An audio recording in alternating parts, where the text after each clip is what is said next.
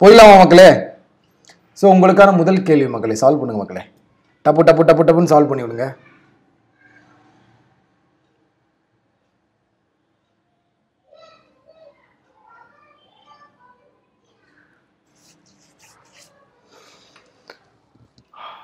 மூச்சே விட முடியலையா? கரண்ட் இல்லாமல் ஷடவுனுன்றாங்க. பார்ப்போம்.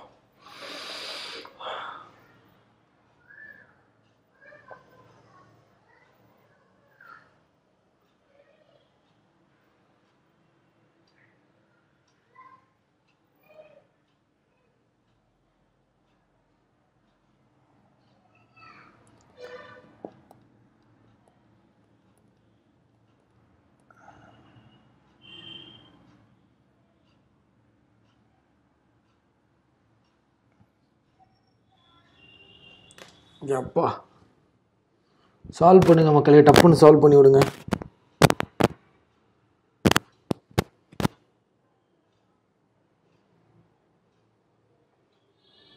சால்வ் பண்ணுங்க, டப்பு டப்பு டப்பு டப்பு டப்புன்னு சால்வ் பண்ணுங்க. கரண்ட் இல்லையா வீட்டில்? அதனால உங்களுக்கு டல்லா இருக்க மாதிரி தெரியுதுயா. காத்து சவுண்ட் எல்லாம் எதுவும் வரல, அதனால உங்களுக்கு அப்படி தெரியுது. கரண்ட் இல்லை, மூச்சு விட முடியல, ஒரு மாதிரி கன்ஜஸ்டட் ஃபீலிங்கா இருக்கு. வேற ஒன்றும் இல்லையா? டப்பு டப்பு டப்பு டப்புன்னு சால்வ் பண்ணுங்க. ஐயோ, தொட பீஸ் தெரியுது. சாரி மக்களே, மன்னித்து விடுங்கள். காலை மடக்கி உட்காந்துட்டேன்.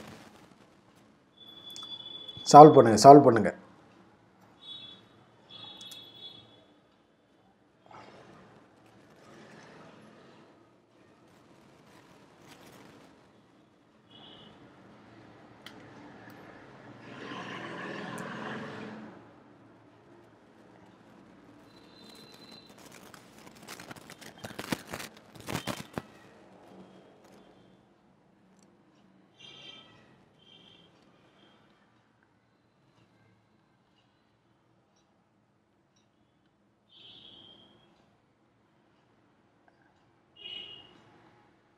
மக்களே, நான் சால்வ் பண்ணிடுறேன், கவனிங்க. மொத்தம் 8 புக்கு இருக்கான், சரிங்களா?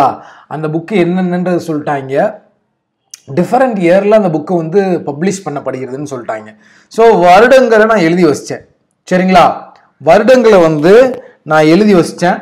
ஸோ இப்போ என்ன செய்கிறேன்னா, ஃபஸ்ட் அப்படியே கோடுகளை போடுவோம். சாரி மக்களே, தரையில் உட்காந்து எழுதுனால கோடுகள் கொஞ்சம் இப்படி தான் முன்ன பின்ன வரும், அட்ஜஸ்ட் பண்ணிக்கோங்க.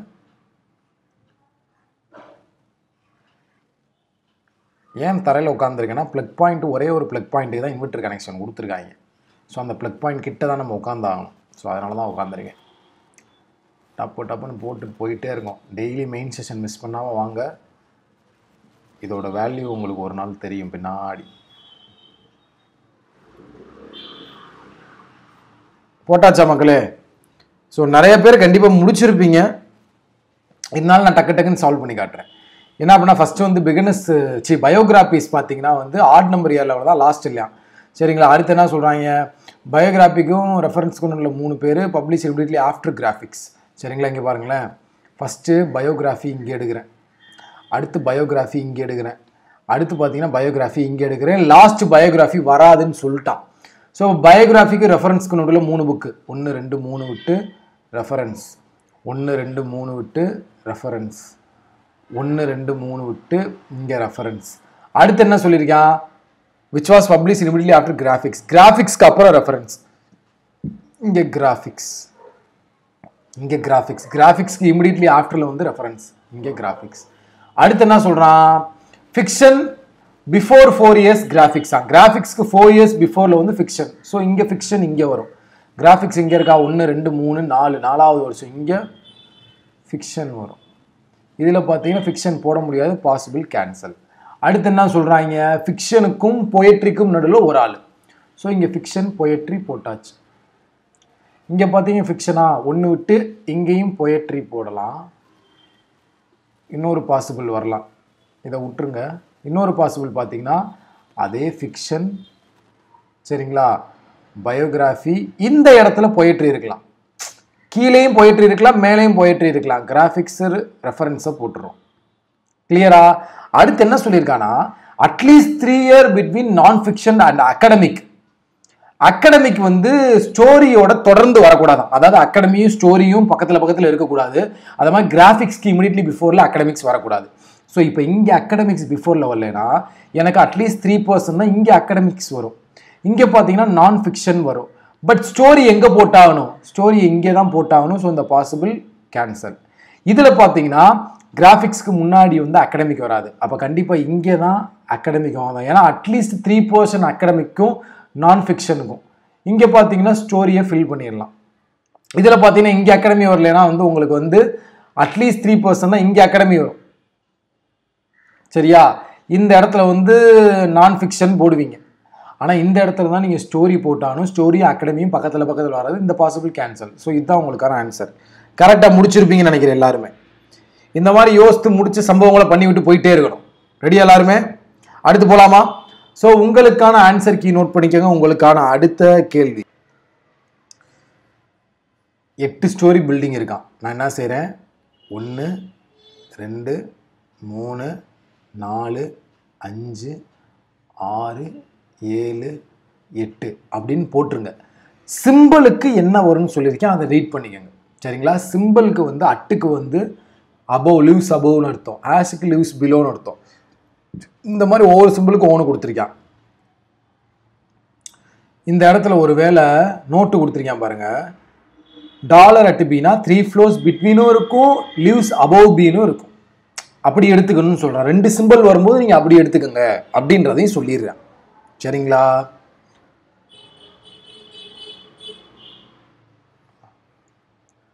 வலுவா வா வா வா டாவடிக்கிற சாவடிக்கிற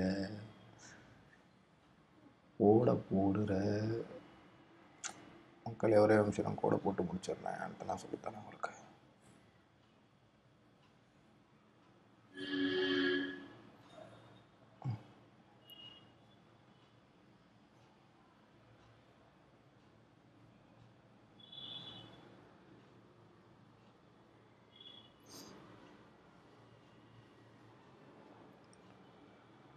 ஸோ ஃபஸ்ட்டு எடுத்தோடனே பார்த்தீங்கன்னா வந்து நம்ம ஆரம்பிக்கிற இடத்த பொறுத்து தான் இந்த கொஸ்டின். நான் என்ன யோசித்தேன்னா PQS Q, அதாவது P எடுத்து ஸ்டார்ட் பண்ணால் Q வச்சு எனக்கு பார்த்தீங்கன்னா S கனெக்ட் ஆகுது, Q வச்சு V கனெக்ட் ஆகுது, V வச்சு W வச்சு T. ஸோ P வச்சு நம்ம ஆரம்பிக்கக்கூடாது அப்படின்னு நான் யோசித்தேன். ஸோ இதை வச்சு பார்த்தோம்னா Q பர்சன்டேஜ் ஆஷ், நல்லா கவனிங்க. பர்சன்டேஜ்ன்றது எதை குறிக்குதுன்னா 2 floors பிட்வீனை குறிக்குது. ஹேஷ்ன்றது பார்த்தீங்கன்னா பிலோவை குறிக்குது. அப்ப Q 2 floors below P, அப்படிதான் அர்த்தம். கரெக்டா நான் சொல்றது? 2 floors in between பட் பிலோல இருப்பான்னு சொல்றாங்க. 2 floors below கிடையாது. Qக்கும் Pக்கும் நடுவுல 2 floors இருப்பாங்க. பட் Q below Pன்னு அர்த்தம். ஸோ என்ன செய்யறோம்? Pக்கு 1 floor 2 floor விட்டு பிலோவுல இங்க Q. அப்ப Pக்கும் Qக்குள்ள 2 பேர், P தான் Qக்கு அபவ்ல இருப்பாங்கன்னு அர்த்தம். கரெக்டா? அடுத்து இந்த இடத்த போய் பார்த்தோம்னா டாலர் வந்து இன்பிட்வீன்ல 3 floor அதை குறிக்குது. அட்டுன்றது பார்த்தீங்கன்னா வந்து அபவ் குறிக்குது. அப்ப Q அபவ் S, Qக்கும் Sக்கும் நடுவுல 3 பேர் இருக்காங்க. அப்படி போட்டோம்னா உங்களுக்கு P இங்க மட்டும்தான் வருவான். நல்லா கவனிங்க. Pக்கும் Qக்கும் நடுவுல 2 பேர், Qக்கு அபவ்ல தான் P வரணும்ன்றத சொல்லிட்டாங்க. ஒண்ணுமே இல்லை. சீட்டிங் அரேஞ்ச்மெண்ட்ல இந்த சிம்பிள் வச்சு பார்த்துருப்பீங்க. இது ஃப்ளோர் வச்ச simple based floor arrangement.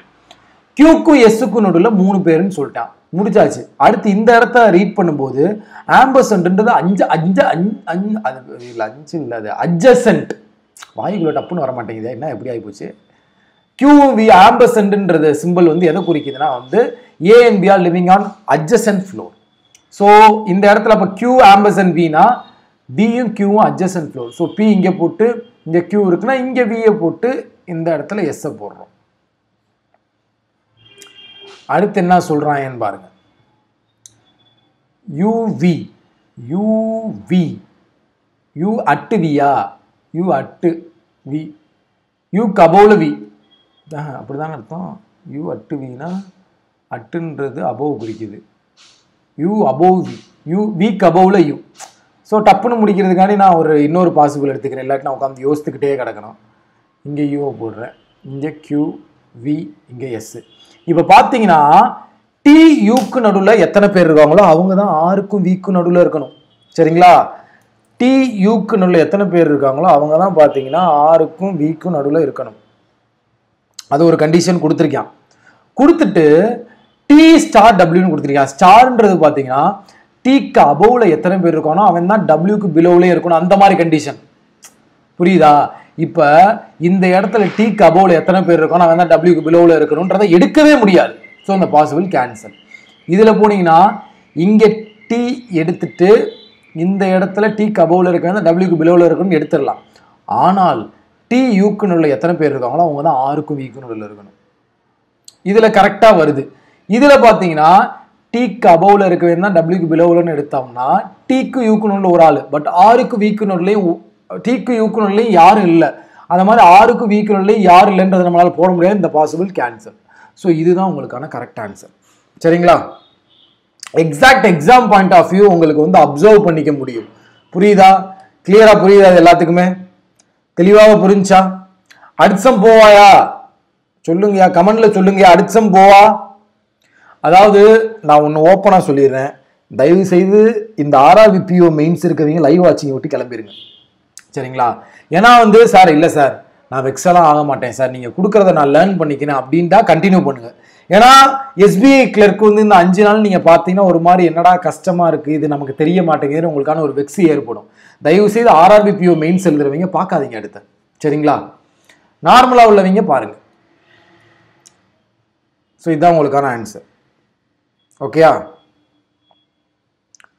So உங்களுக்கான கேள்வி ஃப்ளோர் நம்பர் 6ல யார் இருக்கு? ஸோ உங்களுக்கான answer the one who lives immediately above you. அடுத்து as many people lives above you as that below.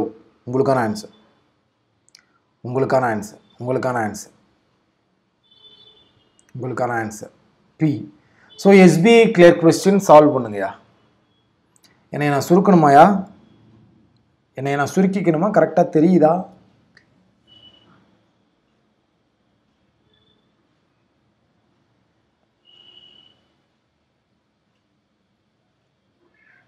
என்னை சுருக்கணுமா வேணாமா? என்னை சுருக்கணும். ஒரு நிமிஷம் இருங்க, ஒரே நிமிஷம் இருங்க, என்னை சுருக்கிக்கிறேன். சால்வ் பண்ணுங்கயா.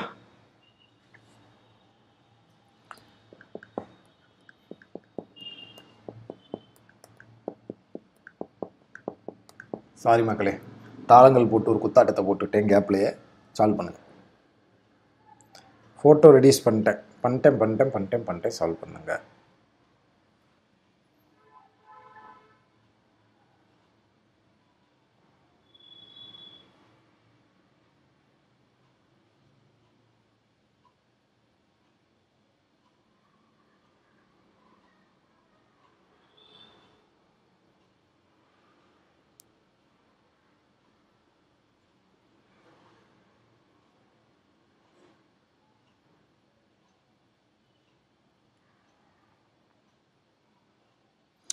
திவாகர் சார், நீங்கள் என்னை இன்ஸ்டாகிராமில் காண்டாக்ட் பண்ணுங்கள், நான் கண்டிப்பாக சொல்கிறேன் சார்.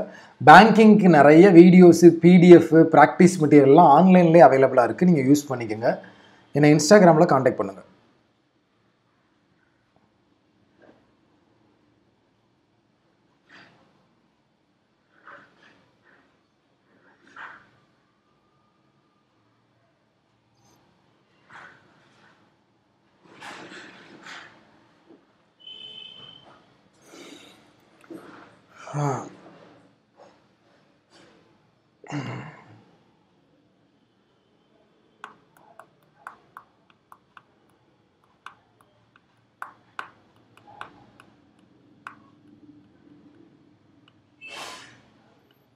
அதாவது அங்கே உள்ள அந்த மெயின் பேராகிராஃபை தனியாக எடுத்து வச்சிருக்கேன் உங்களுக்கு தெரியறதுக்காண்டி. பயந்துராதீங்க பார்த்துக்கிட்டு.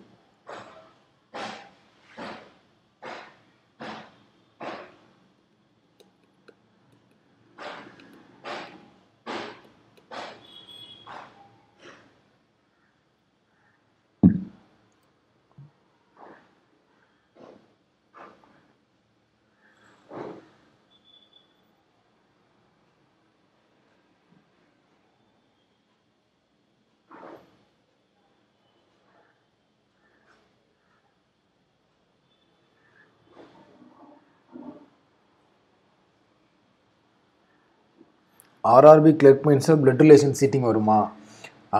அஸ்வின் அவினாஸ் நம்ம எதிர்பார்க்க முடியாதுயா. மெயின்ஸில் எப்படினாலும் கேட்கலாம்யா. பிளட் ரிலேஷன் வித் சீட்டிங்கை ஈஸியாகவும் கேட்கலாம், கஷ்டமாகவும் கேட்கலாம். அதனால் வந்து நீங்கள் எல்லாத்தையும் பார்த்துக்கிறது நல்லது. சரி மக்களை, நான் சால்வ் பண்ணுறேன். இந்த கொஸ்டின்லாம் எப்படி அப்ரோச் பண்ண ஆரம்பத்திலே சொல்லிடுறேன். உங்களை வெக்ஸாக விரும்பலை. ஏன்னா ஆர்ஆர்பி பிஓ மெயின்ஸ் வேறு இருக்குது. பயபுள்ள எப்போ போய் நீங்கள் வெக்ஸ் ஆகிட்டு இருந்தீங்கன்னா வேறு மாதிரி ஆயிரும். ஸோ அதனால் வந்து நானே சால்வ் பண்ணுறேன், கவனிங்க. ஃபஸ்ட்டு கொஸ்டின் நல்லா ரீட் பண்ணுங்கள். 10% இருக்காங்கண்ணா, சரிங்களா, belongs to same family, certain number of seats. அதாவது லீனியர் அரேஞ்ச்மெண்ட்டில் அன்னோன் பர்சன் சீட்டிங் தான் இது. எல்லாருமே facing north, no one sits on adjacent seats to each other அப்படின்னு சொல்லிட்டான். புரிஞ்சுங்களா? சொல்லிட்டு இப்போ ஓவனா அப்படியே சொல்ல ஆரம்பிக்கிறேன். நம்ம ஃபர்ஸ்ட்லேருந்து அப்படியே ஆரம்பிக்கிறோம். B is the father of A. B is the, நானே சால்வ் பண்றேன், கவனிங்க. இங்க பாருங்க, இந்த கொஸ்டினை ரீட் பண்ணப்பயே நான் கண்டுபிடிச்சிட்டேன். உங்கள்ட்ட ஆல்ரெடி மெயின்ஸ் சீட்டிங் அரேஞ்ச்மெண்ட்ல சொல்லியிருக்கேன். ஃபுல்லா ரீட் பண்ணும்போதே அட் அ டைம்லையுமே பிளட் ரிலேஷனையும் சீட்டிங்கையும் சால்வ் பண்ணணுமா, இல்லை பிளட் ரிலேஷனை முடிச்சுட்டு சீட்டிங்கை போடணுமா, இல்லை சீட்டிங்கை முடிச்சுட்டு பிளட் ரிலேஷன் போடணுமான்றத ரீட் பண்ணும் போதே கண்டுபிடிக்கலான்னு சொல்லியிருக்கேன்ல. இந்த கொஸ்டினை பார்த்தீங்கன்னா அட் அ டைம்லையுமே சீட்டிங்கும் ஃபில் பண்ணணும், அனதர் சைடில் பிளட் ரிலேஷனும் சால்வ் பண்ணணும். அப்படிப்பட்ட கொஸ்டின் தான் இது. அதை நீங்கள் ரீட் பண்ணும் போதே கண்டுபிடிக்க முடியும், சரிங்களா? So B is the father of A போட்டாச்சா? Who sits fifth from the left hand? So 2, 3, 4, 5. A பார்த்தீங்கன்னா fifth from the left hand. அடுத்து என்ன சொல்றேன்? Only one seat is between A and the mother of A. அப்போ ஏக்கு பார்த்தீங்கன்னா ஒரு mother இருக்காங்கன்னு எனக்கு தெரிஞ்சிருச்சு. ஸோ ஏக்கும் ஏ மதருக்கும் நடுவில் ஒரு ஆள். ஸோ ஒரு பாசிபிள் பார்த்தீங்கன்னா ஏ மதரை இங்கே எடுப்போம்.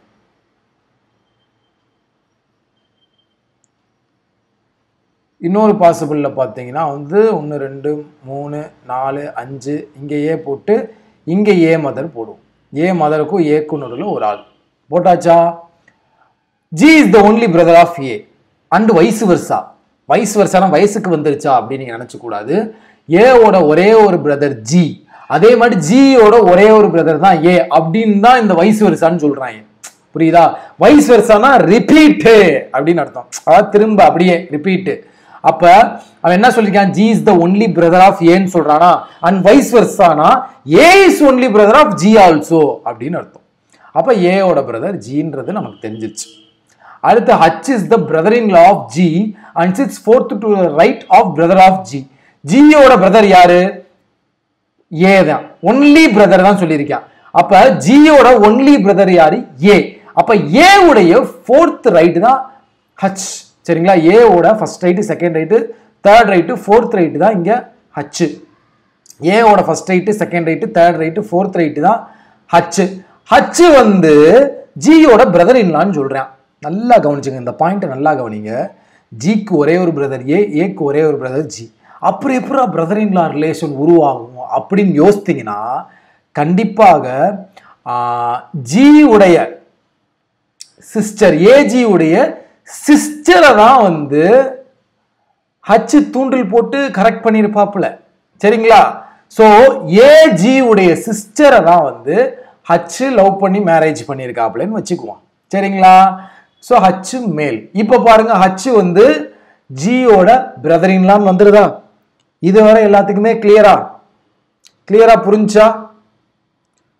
கிளியரா புரிஞ்சா எல்லாத்துக்குமே? போட்டாச்சு. அடுத்து என்ன இருக்குன்னு பார்ப்போம். ஜி இஸ் அன்மேரிடு பர்சன் சொல்லிட்டாங்க. இப்போ நீங்க எல்லாரும் என்ன யோசிப்பீங்கன்னா, ஏஜிக்கு வந்து நமக்கு ஒரு கல்யாணம் ஆகி அப்படி இருந்து இப்படி அப்படி இப்படின்லாம் யோசிப்பீங்க. ஜிக்கு அன்மேரிட் பர்சன் கொடுத்துட்டான். அப்போ ஜியோட பிரதர் இன்லானா நம்ம கண்டிப்பா இவங்க சிஸ்டரோட ஹஸ்பண்ட்னு தான் யோசிக்கணும். அதான் பாயிண்ட், சரியா? அடுத்து என்ன சொல்றான்? F is the daughter in law of B. F is the daughter in law of பினா ஜி வந்து அன்மேரிடுன்னு சொல்லிட்டாங்க. அப்போ ஏ மேரேஜ் பண்ணியிருப்பான். அப்போ F is the daughter in law of B போட்டாச்சு.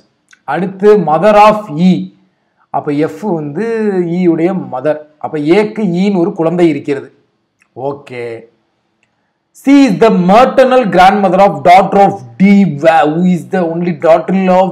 இப்படிலாம் கொடுத்தாங்கன்னா வந்து நமக்கு செம்ம காண்டாகும் ரீட் பண்ணும்போது. சிம்பிளாக ரிவர்ஸாக போயிடணும். டிக்கு ஒரு டாட்டர் இருக்காங்க, சரிங்களா? டிக்கு ஒரு டாட்டர் இருக்காங்க, அவங்களுக்கு மேட்டர்னல் கிராண்ட்மதர் தான் சி. அப்போ டிக்கு ஒரு டாட்டர் இருக்காங்கன்னா இந்த இடத்துல நம்ம போட்டாச்சு. அப்போ இந்த இடம் தானே வரும். டிக்கு ஒரு டாட்டர், இந்த டாட்டருக்கு மேட்டர்னல் கிராண்ட்மதர் தான் சி. அவ பார்த்தீங்கன்னா அம்மாவோட அம்மா. அப்போ இந்த டாட்டருக்கு டி அம்மானா அவங்களுக்கு அம்மா பார்த்தீங்கன்னா சி. போட்டாச்சா? அடுத்து என்னது? Each parent has a kid. D வந்து only daughter in of J. J உடைய ஒரே ஒரு டாட்டர் இன்லான்னு சொல்றாங்க. அப்போ ஹச்சோட பேரண்ட் தான் ஜேயா இருக்க முடியும். ஜே உடைய ஒரே ஒரு டாட்டர் இன்லா. ஓகேயா? Each parent has a kit. ஒவ்வொரு பேரண்ட்டுக்குமே கிட் இருக்கு அப்படின்னு சொல்றாங்க, சரிங்களா? அடுத்து என்ன சொல்றாங்க? The father of H sits third from the right hand. அதாவது ரைட் ஹேண்ட்ல இருந்து தேர்ட் பொசிஷன்ல ஹச்சோட ஃபாதர் இருக்கானா. நான் சும்மா போட்டு வச்சுக்கிறேன். ரைட் ஹேண்ட்ல இருந்து ஃபர்ஸ்ட் செகண்ட் தேர்ட்ல பாத்தீங்கன்னா ஜே இருக்கான்னு போட்டுக்கிறேன். ஏன்னா ஜே தானே ஹச்சோட ஃபாதரு. ஸோ ரைட்ல இருந்து தேர்டா ஜே இருக்கேன் அப்படின்னு நான் சும்மா போட்டு வச்சுக்கிறேன். இடையில இன்பிட்வீன்ல எவ்வளோ பேர் இருக்கான்னு தெரியாது. கொஸ்டின் வச்சு மூவ் ஆகி போகும்போது நான் கண்டுபிடிக்கணும். அடுத்து father in law D does not have a grand son. டியோட ஃபாதர் இன் லாக்கு கிராண்ட் சன்னு கிடையாது. அப்போ கிராண்ட் டாட்டர் மட்டும்தான். இங்க வேற கிராண்ட் சன்னே வரமாட்டான்னு அர்த்தம். கரெக்டா? அடுத்து E and I are the opposite gender. ஈயும் ஐயும் பார்த்தீங்கன்னா ஆப்போசிட் ஜெண்டர். மொத்தம் 10 பேர் வரணும், சரிங்களா? 3 4 5 6 7 8 9 பேர் வந்துட்டாங்க. கண்டிப்பா அந்த ஐய நான் இங்க மட்டுமே தான் போட்டாகணும், வேற எங்கேயும் போட முடியாது. ஏன்னா இருக்கதே 10% சொல்லிட்டான். 10% தான் ரிலேஷன், பிளட் ரிலேஷன்ல இருக்கான்னு சொல்லிட்டான். ஸோ எனக்கு 10% வந்துருச்சு. வேற எங்கேயாவது ஐ வருமோன்னா நான் யோசிக்க தேவையில்லை. இ ஐயும் ஆப்போசிட் ஜெண்டர்னா ஐ ஃபீமேல்னா இ வந்து பார்த்தீங்கன்னா மேலு. கிளியரா? ஐ ஃபீமேல்னா இ பார்த்தீங்கன்னா மேலு. ஓகேயா? போட்டாச்சா? இப்போ அடுத்து என்ன சொல்றாங்க? Number of person sitting to the left of B same as to the A's brother. அதாவது பிக்கு லெஃப்ட்ல எத்தனை பேர் இருக்காங்களோ அவங்க தான் ஏக்கு பிரதருக்கு அங்கிட்டு இருக்கணும் அப்படின்ட்டான். ஓகே. பிக்கு லெஃப்ட்ல எத்தனை பேரோ அவங்க தான் ஜிக்கு ரைட்ல. கணக்கு வச்சுக்கோங்க மைண்ட்ல. Number of seats between A and spouse of C. அதாவது ஏஎன் ஸ்பௌஸ் ஆஃப் சினா சியோட ஸ்பௌஸ் யாரு? பி. ஏக்கும் பிக்கும் எத்தனை பேரோ அவங்க தான்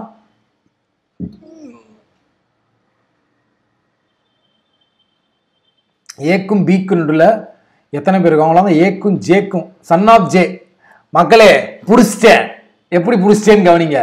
இந்த இடத்துல தான் முக்கியமான க்ளூ இருக்கு. என்னன்னா த நம்பர் ஆஃப் சீட்ஸ் எங்கயா? Number of seats A and spouse of C. அப்ப ஏக்கும் பிக்கும் நடுவில் எத்தனை பேர் இருக்காங்களோ அவங்க தான் ஏக்கும் சன் ஆஃப் ஜேக்கும் நடுவில். சன் ஆஃப் ஜே யாரு? ஹச். ஸோ ஏக்கும் ஹச்சுக்கு நடுவில் 3 பேரா? அப்ப ஏக்கும் பிக்கு நடுவில் 3 பேர். இந்த பாசிபிள்லையும் ஏக்கு ஹச்சுக்கு நடுவில் 3 பேரா? அப்ப ஏக்கும் பிக்கு நடுவில் 3 பேர். இப்ப பிக்கு லெஃப்ட்ல இருக்கவங்க தான் ஜிக்கு ரைட்லனா ஜி எக்ஸ்ட்ரீம் ரைட் ஹேண்ட். ஒரு க்ளூ பார்த்தோம்ல, பிக்கு லெஃப்ட்ல எத்தனை பேர் இருக்காங்களோ அவங்க தான் ஏயோட பிரதருக்கு ரைட்ல இருக்கணும்னு. ஸோ பிக்கு லெஃப்ட்ல யாருமே இல்லை. ஸோ ஜிக்கு ரைட்லையும் யாரும் இருக்க மாட்டாங்க. முடிஞ்சா? அடுத்து பார்த்தீங்கன்னா வந்து என்ன சொல்லுங்க? Only 4 seats between father of I and mother of I. டிக்கும் ஹச்சுக்கும் நடுவில் ஒன்லி 4 சீட். அப்படிதானே சொல்லியிருக்காங்க. Father of I mother of I. டிக்கும் ஹச்சுக்கும் நடுவில் 4 சீட். நம்ம முன்னாடியே ஒரு க்ளூ பார்த்தோம். என்ன க்ளூனா no one sits adjacent seat to each other அப்படின்னு பார்த்தோம். 10 பயல்கள் மேல இருக்காங்க, பட் 10 பயல்களும் பக்கத்துல இருக்கக்கூடாதுன்னு. ஸோ நீங்க ஹச்சுக்கு லெஃப்ட்ல டியை பாசிபிள் கொண்டு போகணும்னு தேவையில்ல. ஹச்சுக்கு ரைட்ல 1 2 3 4 விட்டு இங்க டியை கொண்டு போயிடலாம். அதே மாதிரி இதுல ஹச்சுக்கு லெஃப்ட்ல இங்க டி யோசிக்க கூடாது. ஏன்னா no one sit adjacent. So பார்த்தீங்கன்னா வந்து 1 2 3 4 விட்டு இங்க நீங்க டி போடலாம். மேக்சிமம் இதுல குழம்பு இருக்க வாய்ப்பு இருக்கு. ஏன்னா மற்றதுதான் அப்படியே ஃபில் ஆகிக்கிட்டே போகுது. இந்த ஹச்டி ஃபிக்ஸ் பண்றதுல மேபி நீங்க குழம்பு இருக்கிறதுக்கான வாய்ப்புகள் இருக்கு ராஜா. அதை புரிஞ்சுக்கோங்க. No one sit adjacent to each other. The number of seats between the sister of G and spouse of A. Sister of G யாரு? A. Spouse of A யாரு? F. ஸோ ஏக்கும் எஃப்க்கு நடுவில் எத்தனை பேர் இருக்காங்களோ is one more than between D and son of F E. அதாவது ஏக்கும் எஃப்க்குமா, ஒரு நிமிஷம் இருங்க, சிஸ்டர் ஆஃப் ஜி யாரு? ஏ. ஸ்பௌஸ் ஆஃப் ஏ யாரு? Spouse of A F. நல்லா கவனிச்சுக்கோங்க, ஏக்கும் எஃப்க்கும் நடுவில் எத்தனை பேர் இருக்காங்களோ அவங்க தான் பார்த்தீங்கன்னா டிக்கும் ஈக்கும் நடுவில் இருக்கணும். சரிங்களா? இந்த இடம் பார்த்தீங்கன்னா ஏஸ் மதர் சின்னு எனக்கு தெரிஞ்சிச்சு, சியை போட்டுக்கிறேன். இந்த இடத்துல சியை போட்டுக்கிறேன். ஒன் மோர் தென் வச்சுக்கிறேன்டா. ஏக்கும் எஃப்க்கும் இதை கம்பேர் பண்ணும்போது ஒன்று வந்து மோராக இருக்கணும்யா, போட்டுக்கோங்கயா. அடுத்து என்ன சொல்கிறாங்க? ஹச்சோட செகண்ட் ரைட் இ, ஹச்சோட செகண்ட் ரைட் இ, ஹச்சோட செகண்ட் ரைட் இ போட்டேன். அடுத்து என்ன இருக்குது? I is exactly between F and D. FI fill பண்ணணும்ல. இப்போ இங்கே பாருங்க, நல்லா கவனிங்க, டிக்கு ஈக்கு நடுவில் இருக்கிறத விட ஒன்று கூட இருக்கணுமா ஏக்கு எஃப்க்கு நடுவில்? கரெக்டா